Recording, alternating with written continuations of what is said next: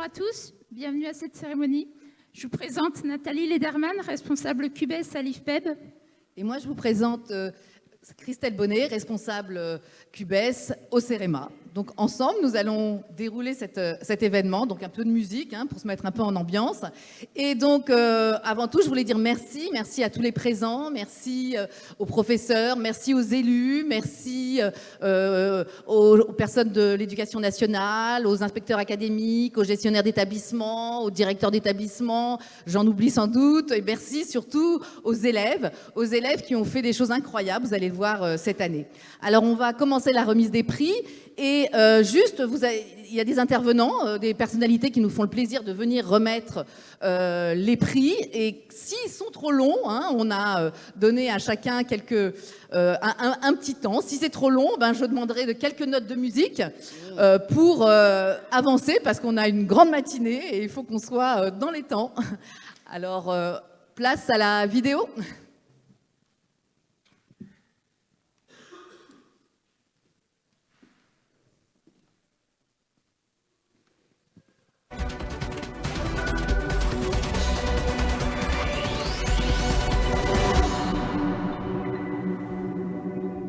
Bienvenue à la remise des prix de la promotion 2022-23 du Challenge QBES. Depuis 2019, plus de 1000 établissements se sont engagés dans la transition énergétique. En s'inscrivant à QBES, collèges et lycées ont bénéficié d'un accompagnement sur mesure par le CEREMA. Des réunions d'échange avec les établissements de leur région ou département pour enrichir leurs idées, une formation sur les changements de comportement et la mise en place d'une démarche d'économie d'énergie, et un accompagnement à la mise en place de leurs équipes, au montage d'un événement ou d'un diagnostic participatif, ou encore une aide à l'intégration au programme pédagogique. Les équipes ont également pu profiter de nombreuses ressources. Un espace candidat géré par l'IFPEB pour suivre leurs économies d'énergie, un kit établissement pour faire des mesures, des kits ambassadeurs pour ramener la démarche à la maison, et l'application énergique pour dynamiser le challenge. Tous ont su se mobiliser pour mettre en place des actions ludiques, pédagogiques et surtout efficaces. Les anciens candidats en parleront mieux que moi.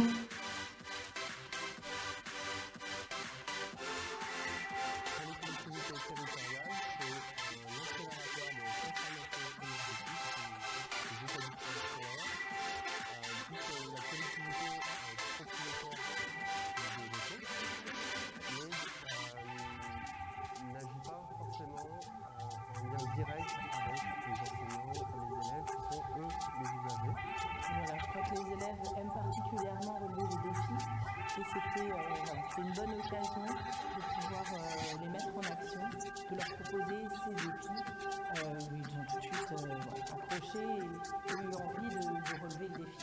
C'est assez fédérateur en fait pour les élèves. Excusez-nous, il y a une musique derrière que je ne comprends pas. Avec l'aide de l'enseignant, justement, qui peut être présent. Mais c'est vrai qu'au départ, c'était vraiment avancer, alors. le groupe et les élèves entre eux qui se mettent en action et qui arrivent. Ouais. Petit problème technique, désolé. Vous pourrez voir les vidéos sur le site QBES. C'était la présentation un petit peu du programme, mais on va le raconter en vrai. Donc, avant de commencer, je vais juste appeler Guillaume Papa. Oui, il faut que tu approches du micro. Oui, donc, je crois qu'il faut... Voilà. Merci monsieur Guilhem Papa d'être là. Donc, Guilhem Papa est directeur adjoint de cette belle Académie du climat, où il nous a invités aujourd'hui à faire cet événement. Donc, j'avais envie de le remercier et donc de lui donner la parole pour qu'il explique un peu ce qu'est cette Académie du climat. Merci. Bonjour à tous. Effectivement, je vais être très bref, juste pour vous souhaiter la bienvenue et vous dire 2 mots sur l'Académie du climat. En commençant d'abord par une question. Qui était déjà venu ou qui connaissait l'Académie du climat avant de venir aujourd'hui? Oui, donc c'est bien, ça progresse, mais ce n'est pas encore 100%. Ce qui peut s'expliquer aussi par le caractère récent de l'Académie du climat. On a un peu plus de 2 ans, on a ouvert en septembre 2021, et vous êtes dans l'ancienne mairie du 4e arrondissement de Paris. Et donc peut-être pour revenir à la genèse de cette Académie du climat, il faut remonter plutôt en 2018. Vous vous rappelez sûrement de Greta Thunberg qui descendait dans la rue, suivie après par des lycéens et des collégiens dans le monde entier pour faire des marches pour le climat. Et donc c'était le cas à Paris aussi. Et Anne Hidalgo, la maire de Paris, a rencontré ces jeunes lycéens, a entendu leurs demandes et l'interpellation aussi qui était faite aux décideurs publics en disant il y a une crise climatique et c'est nous les jeunes générations qui allons être les plus impactés. Et il y avait une demande assez forte d'avoir un lieu pour se réunir, pour pouvoir se former, pour pouvoir agir ensemble. Et donc, il y a eu ce choix assez fort de dire l'ancienne mairie du 4e arrondissement va devenir l'Académie du climat, un lieu qui va être dédié aux jeunes et au climat. Et donc, depuis 2 ans, on a une offre à la fois sur le temps scolaire, où on va s'adresser aux enseignants et aux élèves à travers des parcours pédagogiques. On va dans les collèges, dans les lycées, on va dans les écoles. Ils viennent à l'Académie du climat aussi, faire des ateliers autour de l'alimentation, de la couture, du bâtiment, de la mobilité. On va accompagner les éco-délégués aussi, des collèges et des lycées publics parisiens. Et il y a toute une offre aussi beaucoup plus grand public, le soir, le week-end. Je ne sais pas si vous avez vu en entrant, il y a une affiche du mois. Il y a tout un tas de conférences, de débats, de projections. Mais c'est aussi un lieu de vie, avec un espace de coworking dédié aux jeunes. Il y a un incubateur de start-up. Il y a une buvette où vous pouvez venir boire un verre, manger. Voilà. C'est un lieu un peu de synergie autour du climat et qui accueille aussi des événements des entreprises ou d'ONG, d'institutions. Et donc, on est ravis aujourd'hui de pouvoir accueillir Cubes, inscrit complètement et qui se situe bien au milieu de ces deux grands volets de l'Académie du climat, les établissements scolaires et l'action climat au sens plus large. Et c'est vraiment cette vocation de l'Académie d'être cet incubateur ou cet accélérateur de la transformation et de la transition énergétique qui est plus que nécessaire, indispensable. Donc merci à tous et bravo pour les projets qui ont été menés tout au long de l'année. Merci beaucoup.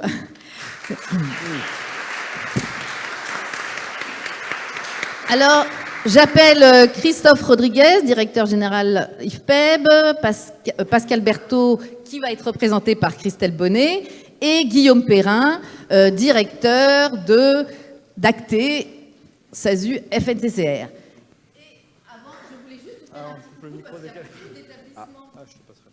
Il y a beaucoup d'établissements en fait qui nous regardent en visioconférence, puisque la cérémonie est retransmise. Alors je vous dis bonjour à tous, vous qui nous regardez de loin, et profitez bien de cet événement. Hello.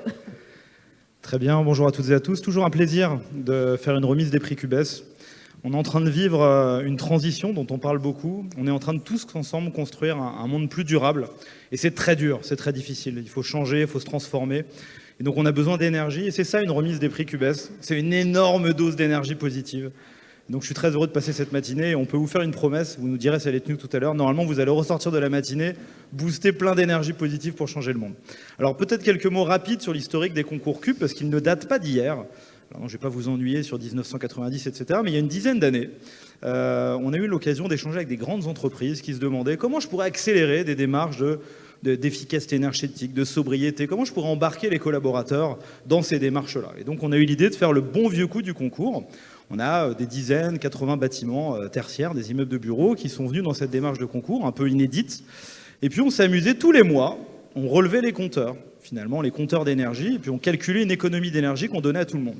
Et on s'est rendu compte d'un effet incroyable de transformation. Les gens se sont mis à se parler. Et quand on se parle, il y a plein de trucs qui se passent d'un seul coup. On a envie d'aller plus loin, on se dépasse. D'un seul coup, on se tire la manche en se disant « Tiens, on pourrait mettre ça en place, on pourrait mettre ça en place. » Et incroyable, on avait des économies d'énergie et surtout des gens qui avaient la banane et qui avaient envie d'aller beaucoup plus loin. Et c'est ça l'effet Cube. Et depuis 10 ans, on s'est rendu compte que cette alchimie, cette magie, elle marche partout. Dès qu'on regarde les compteurs, dès qu'on traque les compteurs, les gens se parlent et d'un seul coup, il y a une dynamique positive. On a envie de faire des trucs et de faire baisser les consommations d'énergie. Aujourd'hui, on a carrément un championnat de France des économies d'énergie avec des ligues, des sous-ligues. Et on a rencontré plein de copains, dont certains qui sont dans la salle, beaucoup même. Et je vais parler de mes premiers copains, nos copains du CEREMA, qu'on a découvert dans Cube, parce que le CEREMA est un super cubiste très téméraire, et qui sont venus jouer, qui ont découvert cette alchimie extraordinaire qu'est le concours Cube. Puis après, on s'est dit que ça pourrait être sympa peut-être d'imaginer un cube pour les établissements scolaires. Christelle, je te donne la main. Voilà, bonjour. L'aventure CEREMA Cube a commencé en 2018-2019 donc avec l'IFPEB. On a lancé Cubes donc à cette époque-là. Et j'ai envie de dire aujourd'hui que de chemin parcouru. Enfin, vous avez vu dans le début de la vidéo, on a dépassé la barre des 1000 collèges et lycées inscrits dans la démarche, engagés dans la démarche. Donc sacrée victoire là-dessus. On a essayé de compter aussi approximativement, mais ça fait plus de 600 000 élèves sensibilisés sur ces sujets, donc du développement durable de l'énergie dans les bâtiments. Et du coup, autant d'élèves autant d'élèves qui agissent, qui font ces micro-gestes qui permettent d'économiser tant l'énergie des bâtiments scolaires. Le CEREMA, c'est aussi l'acteur d'accompagnement de ces collèges et lycées. Nos équipes, que je remercie là-bas, nos équipes accompagnent pas au quotidien, mais de façon régulière et sur le terrain les établissements. Et d'année en année, on voit toujours des actions, des choses toujours plus innovantes de la part de tous, et en particulier des élèves. Donc je salue aussi tout l'engagement des élèves dans cette démarche. Et puis, CUBES, la cérémonie d'aujourd'hui, c'est aussi la fin d'un cycle pour CUBES. Pas la fin de CUBES, mais la fin d'un cycle. Pas la fin d'un cycle, j'insiste. Et je me réjouis aujourd'hui, et je passerai la parole à Guillaume pour parler de la suite, mais que le concours CUBES puisse perdurer et rejoindre son petit frère CUBEcole dans la grande famille Actée.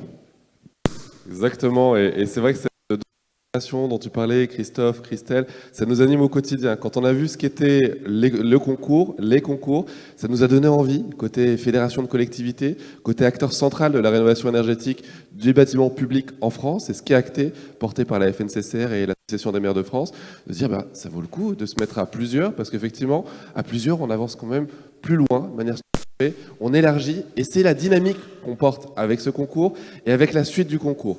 Tu le disais très bien, Christelle, on a un engagement jusqu'à fin 2026 ensemble. Donc ça donne déjà des perspectives intéressantes. On va même commencer, je pense, dès l'année prochaine à préparer l'après 2026. On a des très bons résultats qui nous poussent à discuter avec le ministère aussi sur ces sujets-là. Donc on va continuer la dynamique ensemble.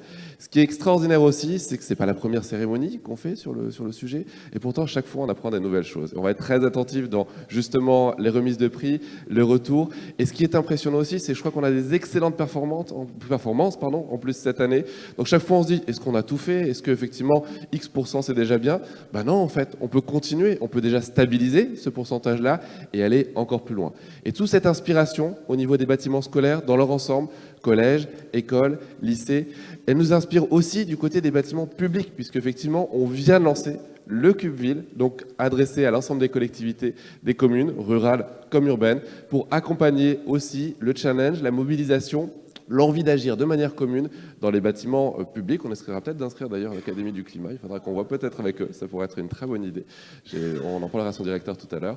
Et effectivement, ça nous permet d'aller plus loin aussi. Donc un grand merci pour nous donner cette inspiration, cette énergie, toutes ces bonnes pratiques qui nous sont utiles dans l'ensemble des concours et dans l'approche de rénovation énergétique globale, de sobriété, d'efficacité, qui est un défi aujourd'hui. On l'a dit en introduction, ça n'est plus une option et il faut qu'on avance vite. Et ça, c'est extrêmement inspirant.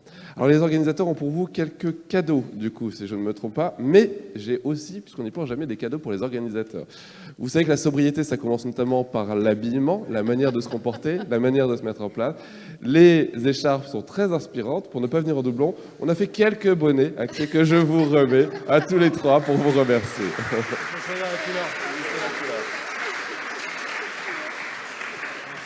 Super. Depuis le temps qu'on fait porter des écharpes à tout le monde. Voilà. Merci beaucoup, Guillaume. Merci beaucoup. Et là, je vais appeler Jean-Benoît Lafont pour les résultats qu'il va décliner avec Christophe, je crois. Oui, très bien, c'est parti. Merci à vous.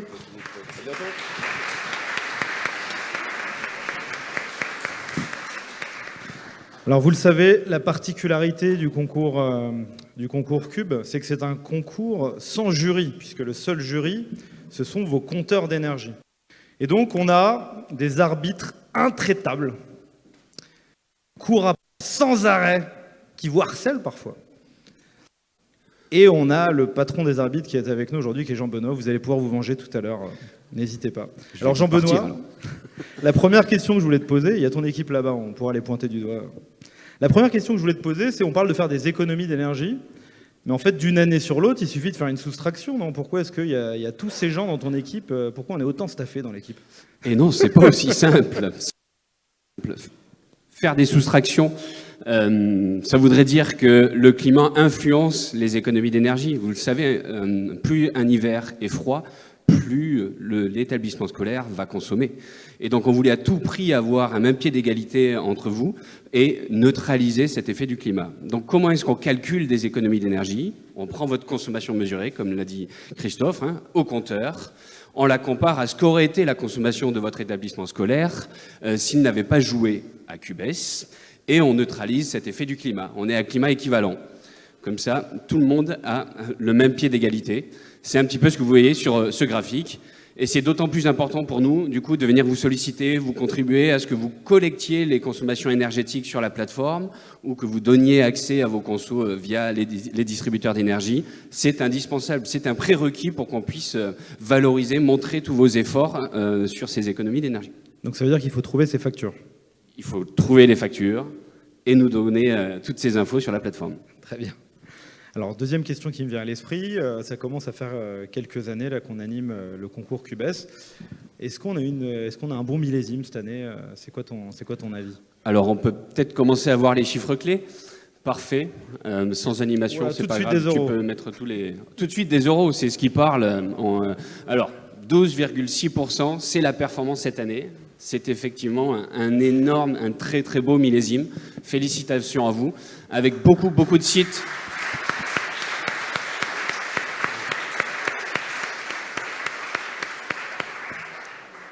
Avec beaucoup de sites ayant performé, ça représente quasiment 14% au niveau des gaz à effet de serre. Et puis oui, on s'est permis cette année, une fois n'est pas coutume, de vous mettre le montant en euros par établissement scolaire. C'est plus de 8 000 € économisés. Félicitations vraiment à vous. C'est grâce à vous que vous avez pu atteindre ces niveaux de performance. C'est quand même extrêmement motivant parce qu'on sait que le décret tertiaire nous demande de faire 40% d'économie d'énergie en 2030. Donc si on fait Cube tous les ans, en fait, c'est facile le décret tertiaire. On est sur une première brique très importante vis-à-vis de cette trajectoire du décret tertiaire. Et peut-être qu'on va pouvoir passer à... Ouais, et puis l'autre question que je voulais te poser, du coup, c'est l'effet du plan de sobriété. Alors, est-ce que tu as ressenti sur les compteurs l'effet du plan de sobriété? Oui, ça se voit. Regardez, alors si on compare les différents millésimes, l'année dernière, pour celles et ceux qui étaient là, j'avais dit que c'était une année de la maturité. On était en saison 4 l'année dernière, on avait 10 points de performance. Quand on regarde la trajectoire depuis quelques années, la première année sur votre gauche, là, qui ressort pas très bien au niveau du vidéo, c'est une année très spéciale, Covid, où du coup il y avait eu le confinement, il y avait eu les établissements scolaires qui avaient fermé leurs portes, qui avaient fait des économies d'énergie. On voit, il y avait 12% de performance. C'était du coup, on va dire, amélioré par ce confinement. En moyenne, on était à 10 points de perf. Voilà, pour faire simple. Et là, on le voit cette année, 12,6 points de performance. Il y a un effet du plan de sobriété, il y a eu un effet de connaissance des niveaux d'énergie au niveau de tous les établissements scolaires, au niveau des élèves, au niveau des enseignants, pour atteindre ces niveaux de performance, 12,6% en économie d'énergie, avec plus de sites qui ont fait de la performance. Bref, c'est vraiment un excellent millésime. Et Jean-Benoît, je crois qu'on peut le dire, on a des champions de France des économies d'énergie dans la salle aujourd'hui, parce qu'il y a des sites où on a fait beaucoup plus, on va le découvrir dans quelques instants. Merci à vous, vous pouvez vous applaudir, c'est vous qui avez fait tout ça. Listen, baby, ain't no mountain high, ain't no valley low, ain't no river wide enough, baby. If you need me, call me, no matter where you are, no matter how far. Don't worry, baby. Just call my name, I'll be there in a hurry. Don't have to worry, cause baby, there ain't no mountain high enough. Ain't no valley low enough. Ain't no river wide enough to keep me from getting to you, babe. Remember the day I set you free. I told you you can always call on me, darling. So darling, no, made a vow. I'll be there when you want me somewhere, somehow. So baby, that ain't no mountain high enough. Ain't no valley low enough. Ain't no river wide enough to keep me from getting to you, babe. Oh, oh, oh, darling. No wind, no rain, no winter's cold. can stop it. Yeah. 'Cause you are my If you're ever in trouble, I'll be there on the double. Just stand for me, oh baby. My love is alive, way down in my heart, although we're miles apart. And if you ever need happy hand, I'll be there on the double, just as fast as I can. But baby, there ain't no mountain high enough, ain't no valley low enough, ain't no river wide enough to keep me from getting to you, babe. You know that there ain't no mountain high enough, ain't no valley low enough, ain't no river wide enough to keep me from getting to you, babe.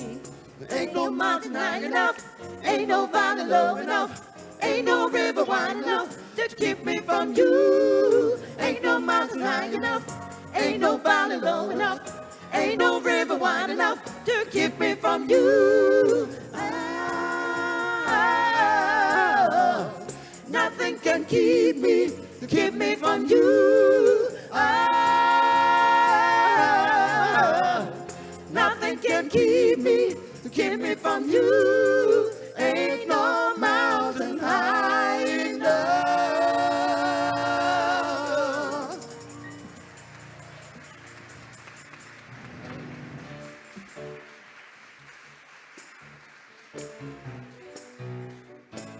Vous avez le droit de taper dans les mains aussi.